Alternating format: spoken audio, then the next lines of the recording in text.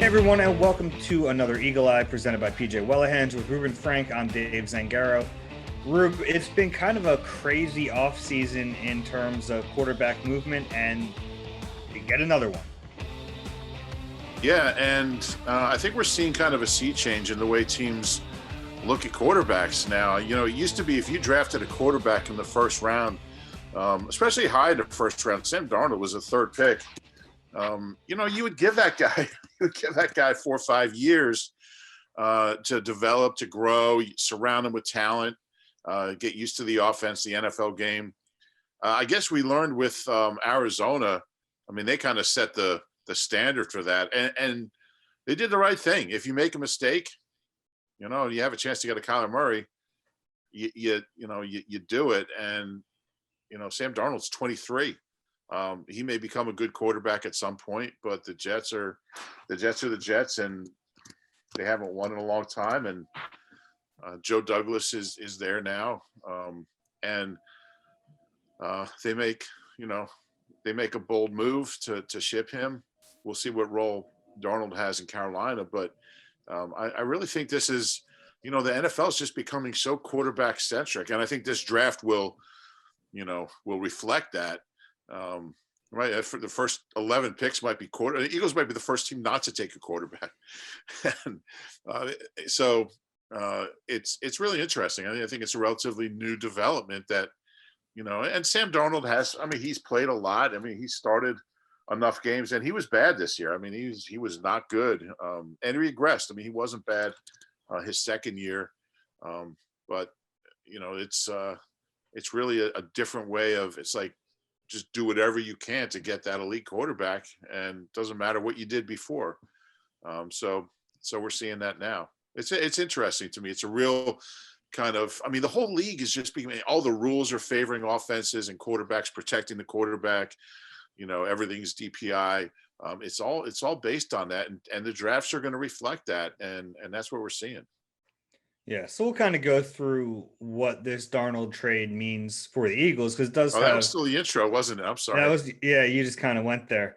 We want to go through that, and we'll go through some of the scenarios before the Eagles pick at 12, because it was kind of easier to figure out what might happen when they were at 6, but there's obviously 11 picks before them now. That's how the math works. So we'll try to figure out what those teams in front of them might do. It's also what the Eagles are figuring out, at this moment. They're trying to understand the way the rest of the league is going to go. We'll take a look at the possibility of, kind of combinations first and second round. Do the Eagles go skill, then defense, or defense and skill? I think that one of those two is probably pretty likely. We'll take a look back at their history in the modern era and kind of figure out what makes sense positionally and what they've done positionally. And then at the end, we have budgeted some time for chit chat. We'll get the chit chat at the end. I'm excited for chit chat. I'm eagerly awaiting that portion of the podcast. We have to start with Darnold, because my initial reaction was it's bad news for the Eagles. And I know it's not good news for the Eagles, I don't think, because it's one team in front of them that you thought might take a quarterback that now won't take a quarterback because they have Sam Darnold. And I guess there's a possibility that pick is now on the trading block. At least it's available for trade, right? Like and it is in front of the Denver Broncos, who are a quarterback needy team. So if another team like the Patriots looks at it and says, hey, Trey Lance is there, we want to go get him, that makes sense to me. But if the Panthers stay there and take a skill guy or a cornerback, I mean, if they sit there and take Horn or Surtain, I mean, that's bad news for the Eagles. Yeah, at least we do know the Jets are going to definitely take a quarterback now. I mean, yeah. But yeah, it's interesting that, I mean, all this movement's happening so early before the draft. I mean, this is the kind of stuff you would generally see that day or the day before. So that tells me there's going to be a lot more movement, I think, in that top 12 or in the picks before the Eagles. I think there's going to be more shuffling. I think that there's going to be more movement.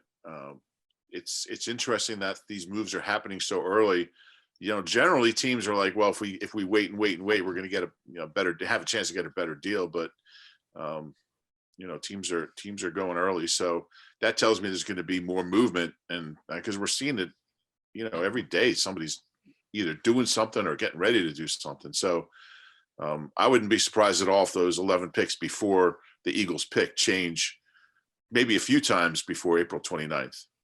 Yeah, it is interesting that it's happening now. And in my mailbag a couple of weeks ago, I was asked the question, why did the Eagles make the move now from 6 to 12? And I mean, the reason they did it then was because the 49ers and Dolphins were doing the deal, but they needed the third party. So I think the Eagles kind of just said, yeah, if you guys are doing it now, we'll do it now too. They didn't want to lose out on that compensation because it was fair compensation. We can argue about whether or not the Eagles should have stayed at 6, but the compensation they got to move back those spots was more than fair. Yeah, there's no reason for them not to. It's different. It's unusual, and it's interesting to me. Yeah. And it's funny how you compare like the top 16 saved picks now as just even 20 years ago when there was like running backs going all the time. Now it's just everybody wants that quarterback. And by the time all is said and done, the number of quarterbacks that will have moved this offseason, it's staggering. And starting quarterbacks, everybody's looking for something better situation other than a couple teams. And it kind of makes sense as the whole Phillip Rivers, Matt Ryan, Tom Brady, Ben Roethlisberger, that whole Drew Brees, that whole generation of guys retires. Everybody's going to be looking for that new guy. It's kind of fun. You're going to need a libretto to figure out who's playing quarterback in the NFL next year. Yeah, it's going to be weird seeing some of these guys in different jerseys. I like Sam Darnold, by the way. I know he had a bad year. I think there's some talent there. I'm really curious to see what he can do with Joe Brady in Carolina. I think there's something there. I think any quarterback who just turned 23 has upside. And, I think the Jets are getting better, but that's a black hole. And certainly wouldn't surprise me if he plays at a decent level. I don't know if he'll ever be a stud. Could be though. I've learned being around this game so long. When somebody's 23, you never know what he's going to become when he's 23. And Darnold has shown me enough at times without a lot around him that he's got a chance to be a player. And you're right. He's going to get, he's going to have a heck of a coach down there, a whole heck of a culture and I think a rising team with some talent. I would expect him to play pretty well. He wasn't bad 2 years ago. And he didn't have much around him. Not a lot of Jets quarterbacks can even play average. So it'll be interesting to see how it all plays out. Just like a lot of other quarterback trades. Don't say it. I didn't say it. I almost said it. I didn't want you to have to go to reset the big board. Yeah. So I figured we could just kind of go through the first 11 picks, or at least the teams that are in those spots now, and just kind of say what we think is in play there. So obviously the first 3 teams we can almost skip because we know the Jags, Jets, and 49ers are taking quarterbacks, and we know Trevor Lawrence is 1. We're pretty convinced Wilson is 2. 3, I guess there's still some question. All the reports seem to indicate Mac Jones there. I like Trey Lance more. I like his ceiling more. And I think I view quarterbacks the way you do is like, I want ceiling out of that quarterback. I want to know that he can be a great, and there's some bust element to that, but man, I think Trey Lance has all the tools, and I don't know if Mac Jones necessarily does. But if that team's thinking, hey, we were in the Super Bowl a couple years ago, if we get a quarterback who can run our offense and do what we ask him to do, we can get back there. Maybe that's the way they're looking at it. Maybe. I still think there's a lot of sandbagging going on right about now. I wouldn't be surprised if the Niners. I mean, you're right. All the leaks, all the all the chit chat. I know that's coming later, but is Mac Jones to the Niners? But I still would not be shocked. I just think Trey Lance is such a. I mean, the athletic, the different. I mean, they're both smart, capable quarterbacks, but the athleticism sets them apart. But we'll see. We'll see how it goes. But it's going to be one of the two. So. But like after the Jets made their trade, like they're clearly taking a quarterback. The 49ers have no reason to lie anymore, right? Like the Jets aren't going to be like, oh, they like Mac Jones. No, we like Mac Jones. Like that's not the way it works. That the Jaguars they're letting everyone know Lawrence is their guy. We know the Jets are on Wilson, so 49ers. Unless they're just playing the league's game like the Eagles did a few years ago, there's really no reason to be secretive. Yeah, that's true. That's true if you look at it logically. We like pepperoni and sausage, and chocolate or vanilla. Yeah, yeah. I just can't. I don't know. I'm not a scout, but I just think Trey Lance is the guy there, and I'm going to stick with that. My next mock will have the 49ers taking Trey Lance at 3. Send it to Shanahan. Just let him know. This is what you should do. All right. So at 1 through 3 quarterbacks, now this is where it gets interesting because 4 Atlanta, there's been a lot of smoke around Kyle Pitts there. And that makes sense. If I were the 49ers, or I'm sorry, if I were the Falcons, I'd think about a quarterback at this point. I know Matt Ryan is there, but I don't know if they're going to be good on his timeline. I don't know how much time he has left. I'd start thinking about it, and it doesn't seem like they are.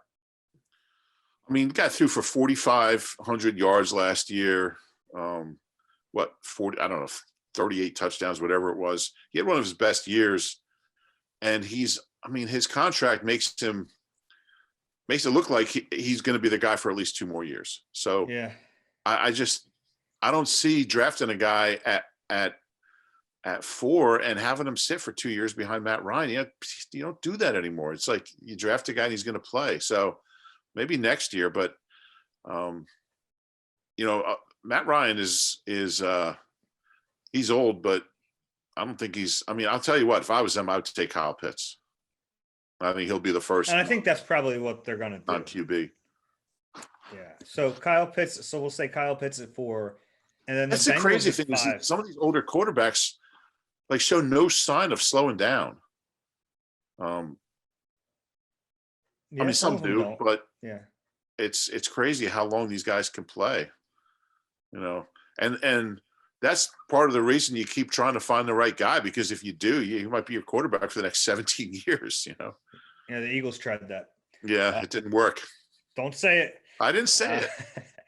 So at 5, this is where to me it gets really interesting because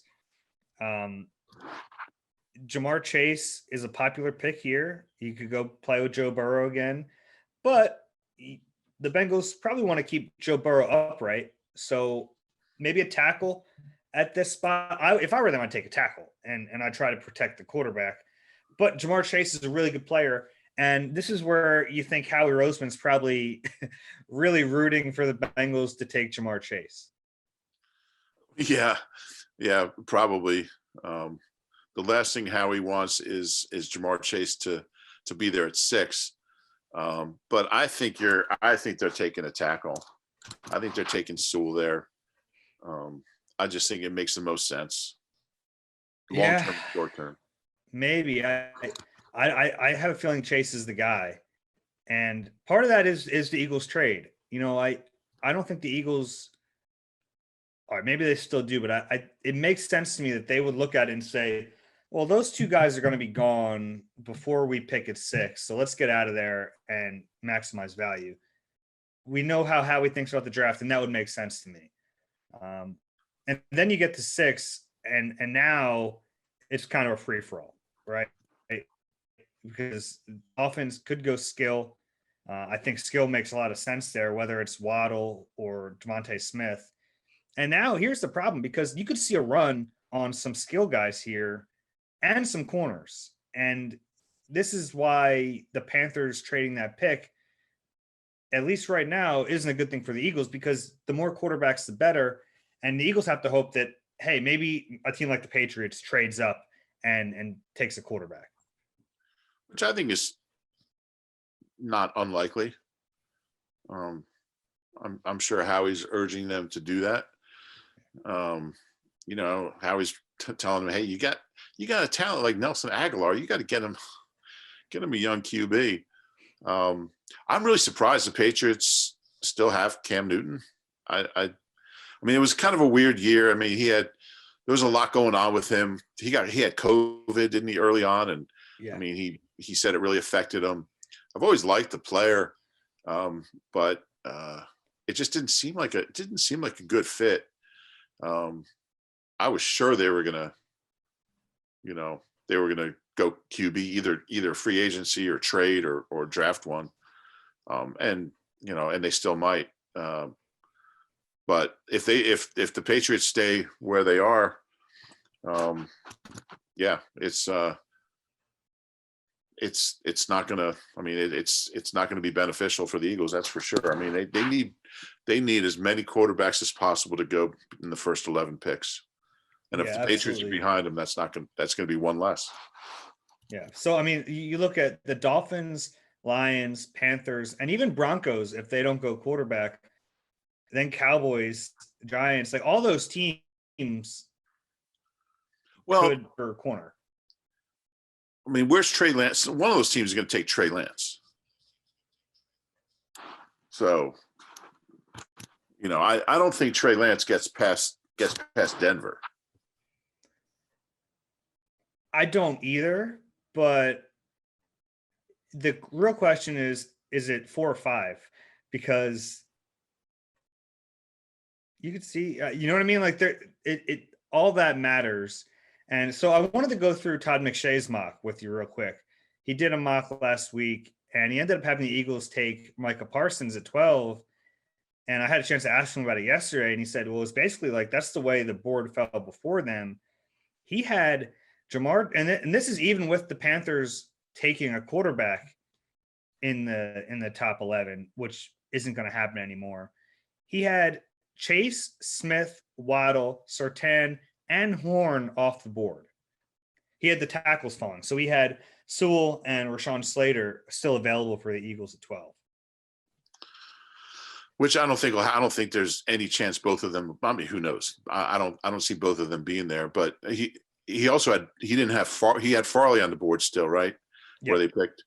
And I just wonder if part of Howie moving to 12 was one of those 3 corners is going to be there, and if he likes all 3 equally, or close together. Because Farley, I mean, there was a time not that long ago, Farley was considered the best of the bunch. And, but again, when you just drafted Sidney Jones in the 2nd round, coming off an injury, you might be a little gun shy to take Caleb Farley at 12. Although, I mean, obviously he's healthier now than Sidney was at this point, but I mean, they knew Sidney wasn't going to play for a year. Farley's healthy now, but, I still think cornerback makes sense. A guy like Slater, I mean, we've talked about this. You have 3/5 of your O-line is in their 30s, and Kelsey's not coming off an injury, but I mean, he's always hurt. He's always dealing with something, plays through it, but Slater's a guy that you can just, wherever you need him, you can put him in there, and he's a stud. So, I mean, Slater makes sense there too. A lot of sense. Yeah. I mean, that's the thing. And that scenario, like, that's not a good scenario for the Eagles. If this is like almost a nightmare scenario, I think the top receivers, and obviously Pitts is off the board. The top 2 corners are off the board. Who do you think of it? I mean, if the 3, if Horn and if you think those 2 are appreciably better prospects than Farley, then yeah, but the Eagles might not feel that way. That might not, but they're, I don't want to say consensus top two, but it seems like they're the top two, especially because of the back injury. I think there is a risk in that. Um, Horn had a great pro day. Surtain had a very good pro day. Surtain is clearly more NFL ready than the other two, I think. Yeah, so I feel pretty confident saying the top two corners off the board. Well, if you get good medicals on Farley, and again, I'm just trying to think what the Eagles are thinking. This isn't really me. It's just, if, to me, when you go from 6 to 12, part of the reason you do it is because you feel like there's 3 corners that you wouldn't mind taking at 12.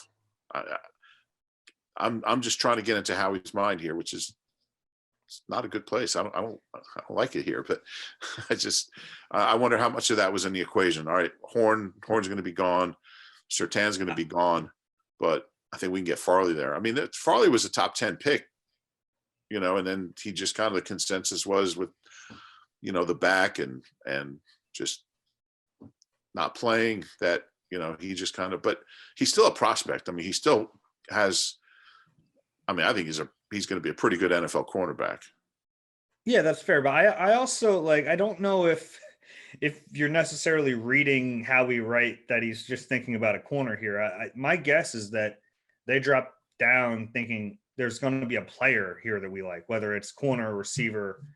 And I don't know if he's necessarily counting on those top receivers all being gone either. Yeah, I think that's fair, but excuse me, I think corner is part of that equation. Part of that, there's going to be a guy at 12 that we feel strongly about. And I think part of that equation was that it's going to be corner.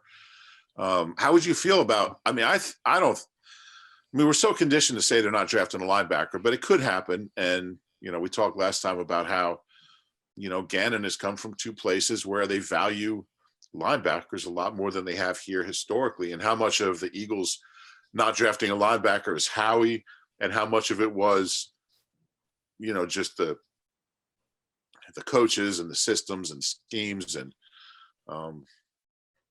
so it is possible, and Parsons makes sense there. I mean, we're just so conditioned to saying it won't be him, but they're going to have a chance to get like the second or third best defensive player, or second or third defensive player taken. Because the first 11 guys is going to be like, we'll see what happens with the 2 corners, but there's going to be like at least 9 offensive players. But what do you think of Slater at 12? I don't think it's crazy, especially what we know about this team and how they build. And it doesn't make the pick a couple years ago look good. You just drafted a tackle in the first round. You made a little move up. You traded up to get him too. But if you really feel like if they're looking at Mailata and they're like, we don't know, if they're looking at Dillard and saying, we don't know, and they feel like Slater or Sewell, if he's there, which I kind of don't see, but if one of those guys is there and they think left tackle 10 years, we'll swallow it. We'll say, hey, we made a mistake with the last pick and we'll take them. I don't think it's crazy. And we've talked about Lane. He's great, but 30 now, he's been dealing with the same ankle injury for 3 years. I think there at least has to be some skepticism that the last surgery is really going to correct this issue, because the previous surgery was supposed to correct the issue. Yeah, no, it's all fair. And you can make a case. You can certainly make a case for Slater. I think Slater's more likely than Parsons at 12. I think if they're both on the board, and if they, if they feel like, if Surtain and Horn are off the board, if it's Farley, Parsons, and Slater are sitting there, and all the skill guys that are off the board, I think Slater probably be the guy. That would not be a popular pick. No, it would not. And Howie knows that. It's, but he's got, yeah.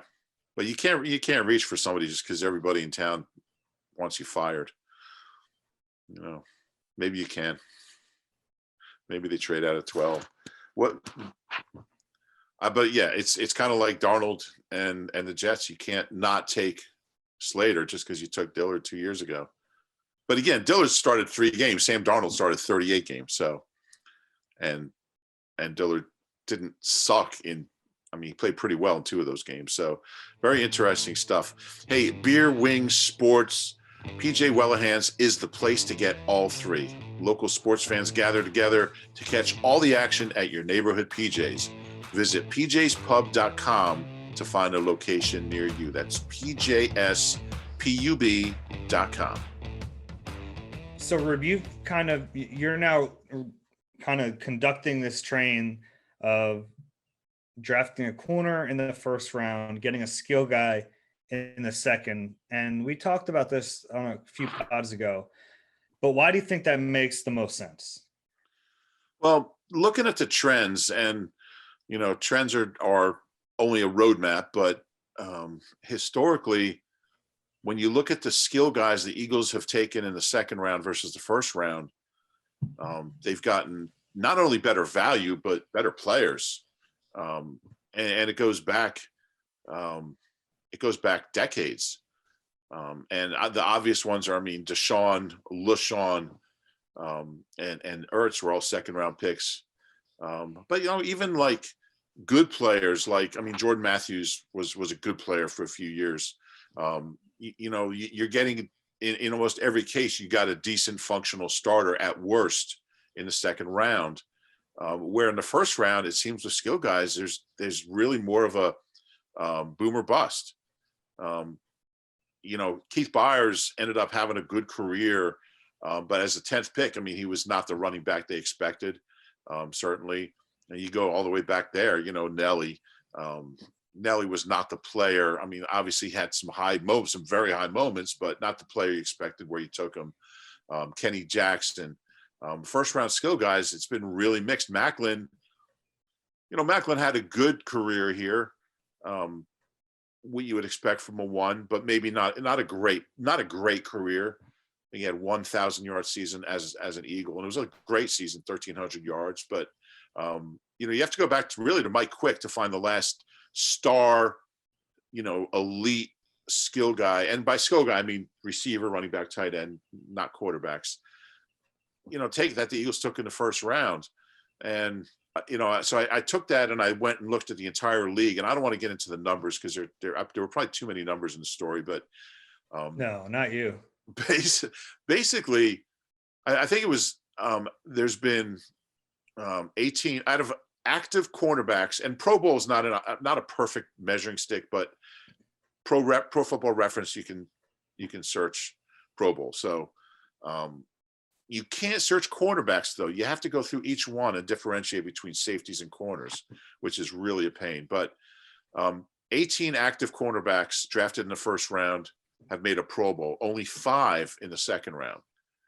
So you're getting star corners in the first round, where you're not getting star skill players. And I looked at that, and I just set a random barrier of 2,500 career yards among active players. And there's been more drafted in the second round and the third round than the first round. So look, it's not scientific, but your odds historically, and like in 1988, the Eagles drafted a tight end in the first round, Keith Jackson, who went to 3 Pro Bowls, and they drafted a corner in the second round, Eric Allen, who went to 7 Pro Bowls, I think. But that was also 33 years ago. So I think historically, the pattern of skill guy in the second round and corner in the first round has been a lot more successful than the reverse. And I just kind of feel like with the Eagles' emphasis on analytics, they had that in mind when they made that trade. That's why I'm kind of sticking to my Caleb Farley guns if Surtain and Horn are gone at 12, because I just think they, again, not we're going to take a corner there, but we'd be okay taking one of those 3 corners there.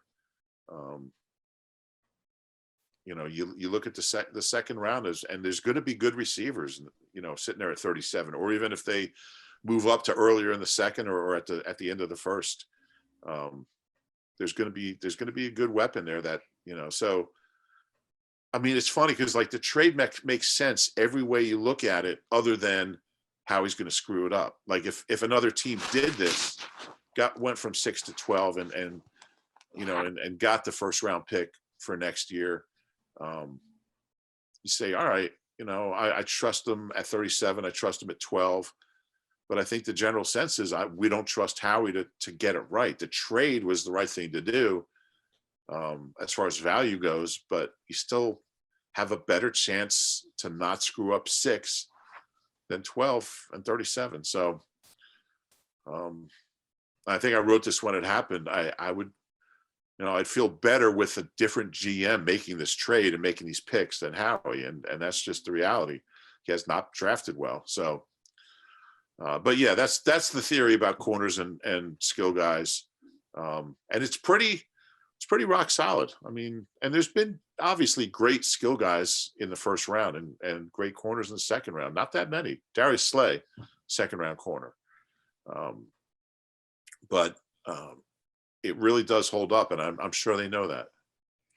It does, but we've also seen, and I actually did this piece today. It doesn't necessarily contradict that, but it gives me a little bit of pause with that theory because they've clearly placed more of an emphasis on receivers in the first round. And there's a reason for that. I mean, you look at the way they've drafted in the past, and you can argue they haven't done it very well recently, but they clearly have rules and they clearly have a pecking order in positional importance. And it's very clear that receiver is ahead of corner. And that's the way it's gone. They've drafted 6.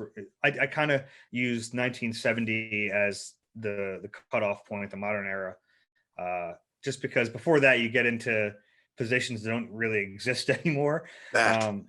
Yeah, so it gets tough. But they've drafted 6 receivers in the first round, and I mean recently, Rager, Aguilar, Macklin, even Freddie Mitchell in the new what was that, 2001? So you have recent receivers, and then at corner, I mean, first off, like they've never drafted a safety in the first round, and the last corner they drafted in the first round was Lito.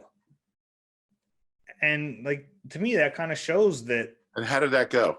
And how did Nelly and Freddie Mitchell go? Yeah, I get it. I'm not arguing the results, but there's a reason it's been that long since they've drafted a corner in the first round. And I think it's positional. It's the weight they put into different positions. But Lito was also the last good corner they drafted. So I just think, I mean, how are you going to function in the NFC East or in the NFL without good corners, without great corners? I don't disagree with you, but I'm looking at what the numbers tell me. And like you're looking at what the numbers should tell them. I'm looking at what the numbers show that they do. You know what I mean? Like, like there's logic behind what you're saying. Yeah. Yeah. I mean,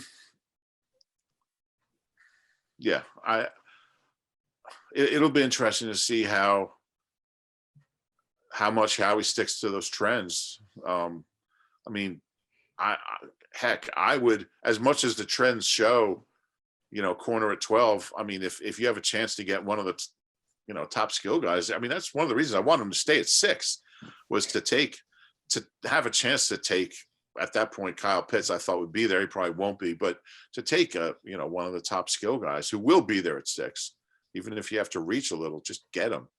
Let's do a hypothetical. You're at 12 and Chase is off the board, Pitts is off the board, but Waddle's there, Devontae Smith is there, and the top 3 corners are there. Who do you take? If I'm me or if I'm Howie? You're you. So Pitts is off the board. Smith is off the board. Or no, he says Smith is there. Chase is off the board. Chase is off the board. And Pitts is off the board. Because I think those would be kind of slam dunks. I'm taking Horn. Okay. I think I'd take Surtain.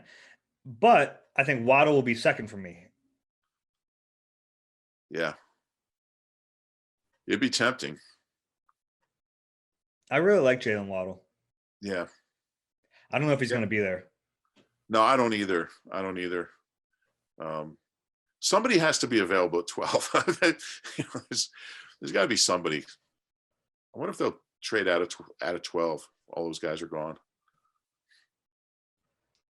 All of them won't be gone.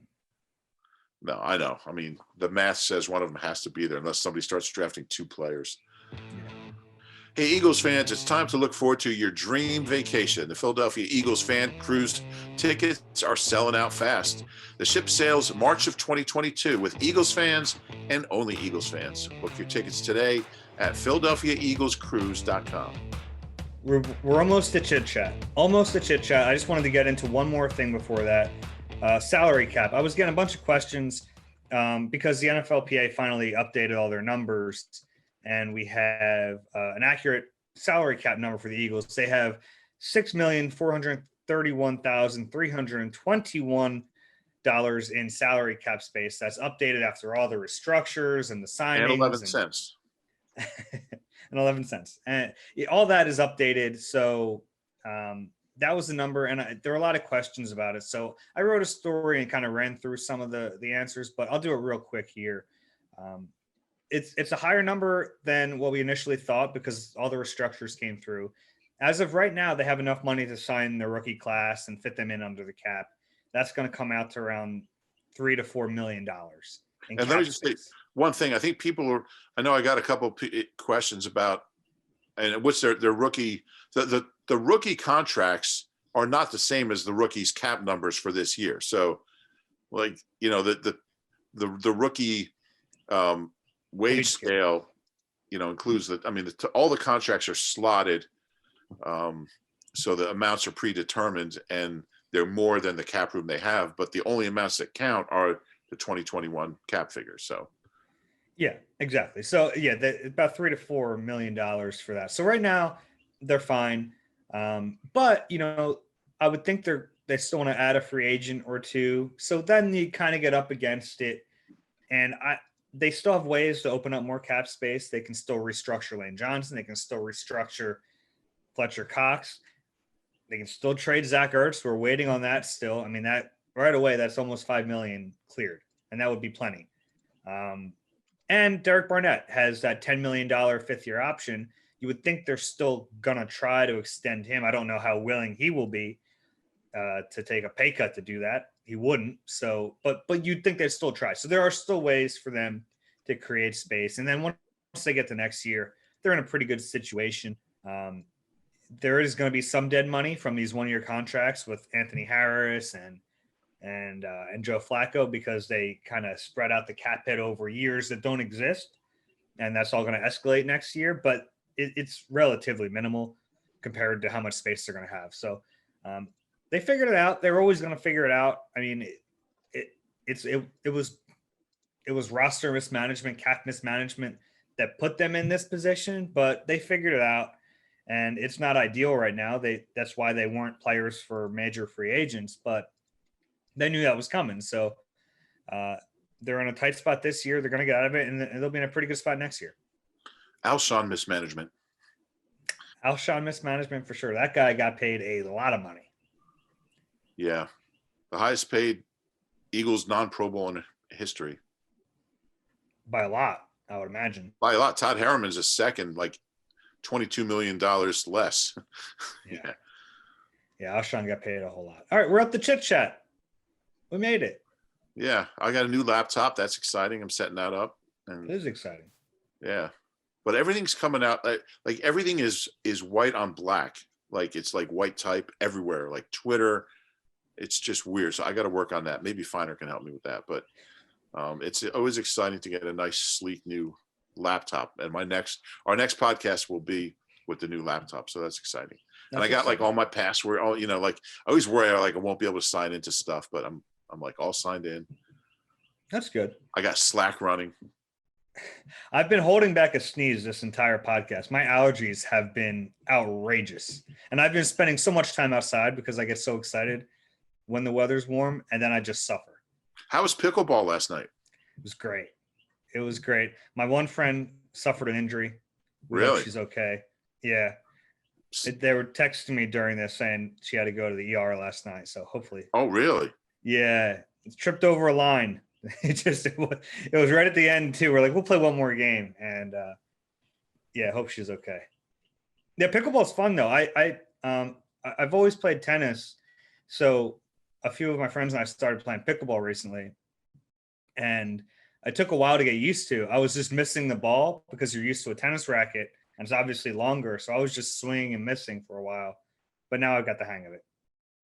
Yeah, I see people playing that on the courts. There's a park I go running at, and it's kind of weird. I always end up watching them and trying to figure out exactly the whole dynamic. I'm a tennis guy. I don't have anybody to hit with though. We'll have to go. I used to go up to when the Eagles were at Lehigh. There's those tennis courts right by the practice fields, and after practice, I would hit with Merrill. And Merrill Reese is he played in like tournaments, and he's left-handed also. And when I didn't know this at first, I thought this little guy, man, I'm gonna hit lobs over his head. I'm just gonna attack the net. He is incredible, and he can't play anymore because of his knees. But the weirdest thing about playing tennis against Merrill Reese is like 40-15, Reuben. That was a terrific half volley. And it's just, it's unnerving, and you want to do like Mike Quick back at him, but yeah. Clarkie's a tennis player, isn't he? Who's that? Clark. Oh, John Clark is, he's on another level. John Clark is like borderline, like going to Wimbledon. He's 8 feet tall. It's unfair. Yeah. He's I think serving he's also at the net. left-handed. He's left-handed too, right? I don't know. Is he? I've never played with him. Yeah. No, he plays over on the courts at the airport, and he's in the airport. That's a good time to plug the pod. He's doing a good job. Take off with John Clark. Yeah, it's great. Check out John Clark's podcast. Phillies are crushing. Yeah, they're 4-0. Pitching's been great. They're winning games that they would have lost last year already. That's exciting. Yeah, it is. And it's always fun around here when like every team is good. I guess the Flyers, the Flyers, I think they won their last couple. I'm not the world's biggest Flyers guy, but I know they were losing like 8-1 and 9-0 for a while there, but they seem to have gotten that back together. But like every team is over 500, except one, the one that we talk about. Sixers have Embiid back, so see how that goes. But it's a good time to be a Philadelphia sports fan in general. Did you watch Aaron Rodgers on Jeopardy? I missed it. I missed it. I heard he did great. He was good. I recorded it. I watched it like late last night. I was impressed. I thought he did a good job. He didn't try to take over the show, which some of these guest hosts have kind of inserted themselves a little too much. I thought he did a good job. So I think Mike Richards has been the best so far. The producer, yeah, he's fantastic. Aaron Rodgers says that he thinks if he gets the gig, he could do both. I don't see how that's possible. The Packers fans are like, we want you to do well, not too well. I don't know. I guess you could tape a ton of shows during the off season. I guess that's how you would do it. I think they do tape them a bunch at a time. Yeah, they do. But yeah, I'll check him out. I did a piece, I guess yesterday, on what Eagle player throughout history would be the best host. What are your thoughts on that? Who would you like to see at least get an audition from the players you've been around? Well, I read your list. Obviously, we kind of volleyed it back and forth a little bit, but I think Dorenbos would be great. I think he could do anything. Yeah, you're right. And he's so smooth and he's so slick, but he also is so personable. And he's smart. He's obviously comfortable in front of a microphone. He's done shows in Vegas. We've seen him on every reality show. He would be really good. I thought Rodney Peete was a real natural name. He's so Hollywood anyway. Somebody suggested Mike Golick, and he was on my original list. I just thought, he's better known as, media than as a player anyway. So I thought I wouldn't even include him, but he would be good at it. But yeah. Namdi, you had Namdi on the list. Namdi would be good. Namdi would be good. And I thought I was going to get a bunch of Twitter comments about, oh yeah, he could host the show from his car in the parking lot, but I didn't get those. But yeah, but I'm looking forward to it. I'm definitely going to watch. Who would be the worst? Like I was thinking Sandejo, right? I don't want to say that. Come on. Yeah. Who could anybody be worse than Sandejo? We've had some quiet guys. He was a mean guy. No, he wasn't just quiet. He was surly. Ryan Matthews wouldn't say anything. Yeah. You wouldn't even be able to hear him. Yeah. There are some other ones that would be bad, but I don't want to. Come on. No, that's enough. All right. That's enough for Chit Chat, and that's enough for Eagle Eye Podcast. If you enjoy the show, please do us a favor, rate and subscribe wherever you get your podcasts. We'll do this again later in the week. This has been Eagle Eye presented by PJ Wellahans. For Roob, I'm Dave. We'll talk to you soon.